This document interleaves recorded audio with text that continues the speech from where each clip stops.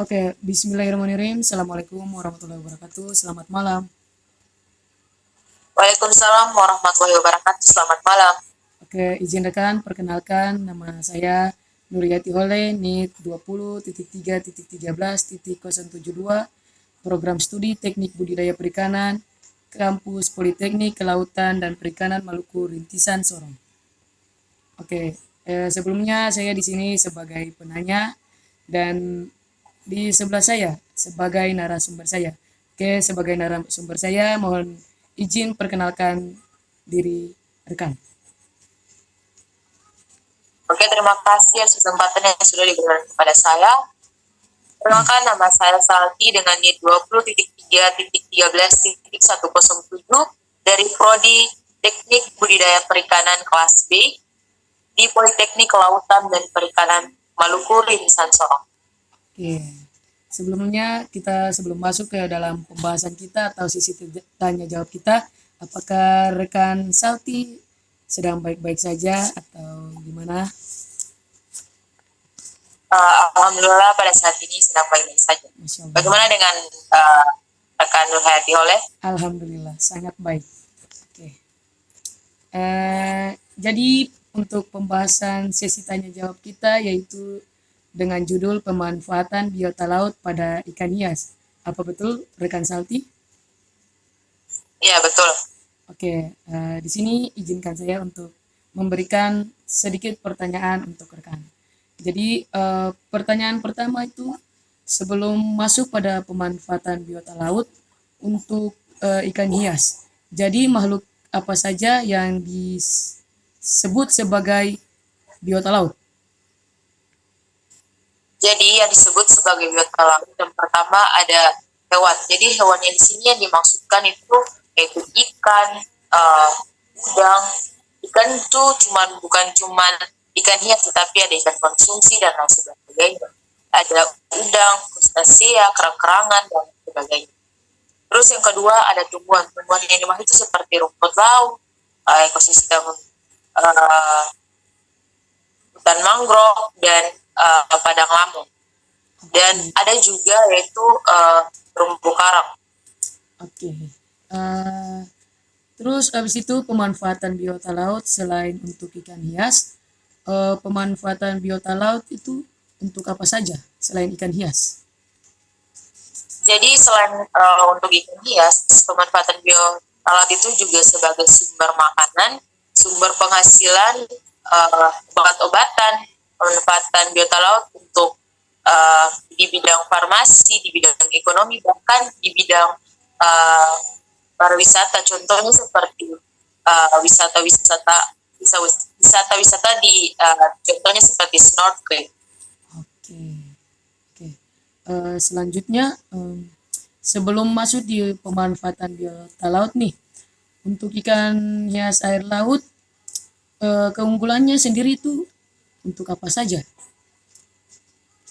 Jadi keunggulan dari ikan hias air laut, kenapa sampai banyak peminat yang membudidayakan ikan tersebut, karena yang pertama dia tuh harganya terjangkau, terus mudah dibudidayakan, dan juga ikan ini memiliki bentuk, warna, bahkan corak yang sangat unik sehingga menarik banyak peminat untuk membeli ikan tersebut. Berarti cukup menarik ya untuk di masyarakat. Ya. Oke, selanjutnya topik yang dibahas mengenai pemanfaatan biota laut untuk ikan hias. So, berhubungan langsung dengan ikan hias, kira-kira berapa banyak spesies ikan hias yang berasal dari Indonesia? Jadi ada sekitar 694 jenis spesies ikan hias air laut yang berada atau berasal dari Indonesia. Oh, cukup banyak ya? Sangat banyak bahkan. Ya, makanya di Indonesia ini bukan cuma hanya ikan hias air laut, tetapi juga ada ikan hias air tawar yang jumlahnya juga cukup banyak. Oke. Jadi contoh jenis ikan hias apa yang dibudidayakan? Contohnya yaitu salah satu contoh ikan hias air laut yang dibudidayakan itu adalah ikan konfis atau biasa disebut dalam masyarakat itu ikan nemo. So, pemanfaatan biota laut untuk ikan hias itu untuk apa saja? Jadi pemanfaatan biota laut untuk ikan hias yang pertama itu sebagai pakan, yang kedua sebagai tempat hidup atau habitat dari ikan, sebagai tempat pemijahan, bahkan sebagai tempat penetisan telur, dan juga sebagai tempat pelindung diri dari predator-predator di laut. Cukup banyak ya sebenarnya. Oke, selanjutnya jadi ikan hias ini pasti membutuhkan habitat atau tempat hidup yang seperti Anda sebutkan. Jadi biota Ya. apa yang dimanfaatkan untuk tempat tinggal ikan hias air laut? Jadi tempat hidup atau habitat dari ikan hias air laut yang dimanfaatkan itu salah satu contohnya itu ada terumbu karang, anemon, bahkan padang lamun. Oke, jadi yang seperti Anda bilang bahwa salah satu tempat hidup ikan atau rumah bagi ikan yaitu terumbu karang. Bagaimana sih pengaruh terumbu karang tersebut? Jadi pengaruh terumbu karang itu bukan cuma sebagai tempat hidup dari ikan atau habitat atau rumah bagi ikan hias air laut, tapi juga sebagai sumber makanan bagi ikan tersebut. Oke, sebelum masuk lebih jauh tentang terumbu karang nih, saya mau bertanya terumbu karang ini hewan atau tumbuhan? Oke, jadi terumbu karang itu kalau orang-orang yang belum tahu atau belum mengenalnya, pasti orang-orang itu terumbu karang itu benda mati atau bahkan disebut tumbuhan. Tetapi sebenarnya terumbu karang itu hewan. Kalau dilihat secara dekat, pasti rekan-rekan mengetahui bahwa terumbu karang itu hewan, bukan tumbuhan. Oke. Lalu bagaimana dengan anemon? Kalau anemon itu sama seperti terumbu karang, cuman anemon itu sebagai tempat hidup ikannya konfis, yaitu ikan nemo. Ini bukan cuma sebagai tempat hidup, dia juga sebagai tempat sumber makanan dan juga sebagai tempat pemijahan dari ikan nemo tersebut. Jadi kalau tidak ada anemon laut ini, maka ikan konfis ini tidak bisa melakukan pemijahan. Oke. Habis itu bagaimana dengan padang lamun? Yang seperti Anda tadi bilang. Padang lamun sendiri hampir sama seperti terumbu karang dan juga anemon laut, sama-sama tempat untuk hidup ikan-ikan hias air laut. Tapi kalau pada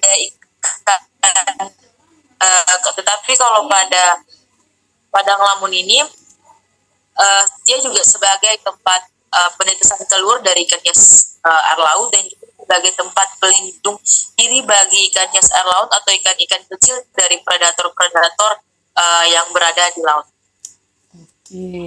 Oke. Selain pemanfaatan laut untuk tempat hidup atau habitat, tetapi juga sebagai pakan. Yang di sini saya mau pertanyakan, pakan seperti apa yang dimanfaatkan? Jadi pakan yang dimanfaatkan itu salah satu contohnya itu dari fitoplankton. Oke, fitoplanktonnya. Oke, paham. Selanjutnya kita masuk pertanyaan yang selanjutnya itu selain fitoplankton yang dimanfaatkan, apa ada hewan? Kan kita tahu fitoplankton ini tumbuhan. Mungkin kalau hewan? Jadi kalau untuk jenis plankton, jadi kan plankton itu ada yang hewan dan juga ada yang tumbuhan. Iya. Kan Oke. kalau pada hewannya itu ada yaitu zooplankton. Oke, zooplankton. Bisa dimanfaatkan sebagai pakan. Oke. Kalau begitu fitoplankton jenis apa yang digunakan sebagai pakan? Jadi salah satu jenis fitoplankton yang digunakan sebagai pakan yaitu jenis Chlorella sp dan NanoSP. Oke. Lalu untuk lalu jenis fitoplankton jenis Chlorella. Oke, Chlorella. Oke. Oke. Biasanya digunakan atau dimanfaatkan pada ikan usia atau berumur berapa tahun? Berapa tahun enggak tuh? Maaf salah. Jadi jenis fitoplankton ini digunakan sebagai pakan ikan yang masih berumur masih berukuran atau berumur benih, masih benih. Jadi pakan Chlorella sp ini digunakan pada saat ikan berukuran benih. Oke, paham. Selanjutnya untuk jenis zooplankton, jenis apa yang biasa dimanfaatkan? Jadi untuk jenis zooplankton yang dimanfaatkan sebagai pakan yaitu ada jenis Artemia dan juga Rotifer. Jadi jenis Artemia dan Rotifer ini bukan cuma hanya sebagai pakan pakan ikan hias air laut, tetapi juga sebagai pakan ikan untuk benih dan konsumsi. Oke, untuk rekan Salti, selain plankton yang dimanfaatkan, apakah ada hewan lain yang dimanfaatkan selain plankton itu? Jadi selain plankton yang dimanfaatkan sebagai pakan ikan, ada juga hewan yang dimanfaatkan sebagai pakan ikan hias air laut, yaitu tentunya seperti cacing. Kalau cacing ini yaitu seperti cacing sutra dan juga cacing dera yang dimanfaatkan sebagai pakan ikan hias air laut. Oke, tadi di sini saya ada sedikit mendengar tadi rekan Salti sedang membahas tentang anemon laut. Jadi Ya, anemon itu makhluk hidup atau apa gitu? jadi anemon itu sama seperti terumbu karang, dia tuh sama-sama hewan, bukan tumbuhan, bukan benda mati. Jadi dia itu salah satu jenis hewan yang berada di laut. Oke, jadi makhluk hidup nih anemonnya. Iya, dia makhluk hidup, tapi hewan, bukan tumbuhan. Oke. Biasanya jenis ikan apa yang hidup di anemon laut itu? Contoh ikan yang hidup di anemon laut itu yaitu kayak ikan clownfish atau ikan nemo dan juga ada ikan badut. Oke. Untuk rekan Salti masih semangat untuk menjawab pertanyaan terakhir saya. Masih dong. Oke, harus punya jiwa semangat untuk menjawab segala pertanyaan yang ada. Oke, ini pertanyaan terakhir dari saya yaitu sebutkan jenis-jenis anemon laut. Salah satu jenisnya yaitu apa? Kalau yang saya tahu sih, salah satu jenisnya itu ada Ichthina dan juga ada Badlet anemon.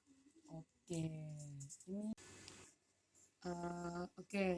Kebetulan pertanyaan saya untuk rekan Salti sudah habis. Di sini saya mau untuk rekan Salti memberikan penutup sedikit buat sesi tanya jawab kita nih. Untuk rekan dipersilakan.